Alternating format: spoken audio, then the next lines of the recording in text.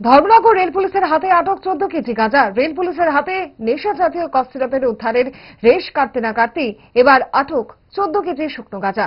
তবে কাউকে গ্রেপ্তার করতে পারেননি। ঘটনা উত্তর ত্রিপুরা জেলার ধর্মনগর রেল স্টেশনে। প্রজাতন্ত্র দিবসকে সামনে রেখে নিরাপত্তা ব্যবস্থা আরো জোরদার করতে প্রতিটি ট্রেনে জোর তল্লাশি জারি রেখেছে রেল পুলিশ। অনুরূপভাবে শনিবার দুপুরে ধর্মনগর রেল স্টেশনে তল্লাশির সময় স্টেশন চত্বরে 4টি সন্দেহজনক কার্টুনগুলিতে তল্লাশি চালালে প্রথমে কার্টুনে গুড়ের প্যাকেট দেখা যায়, তবে প্যাকেট সরাতেই বেরিয়ে আসে গাঁজার সারি সারি প্যাকেট। গাঁজাগুলি চকলেট আকৃতির প্যাকেটের মধ্যে সুন্দরভাবে মোড়ানো ছিল। এ বিষয়ে ধর্মনগর রেল পুলিশের আধিকারিক সংবাদ মাধ্যমের সামনে বিস্তারিত তুলে ধরেন।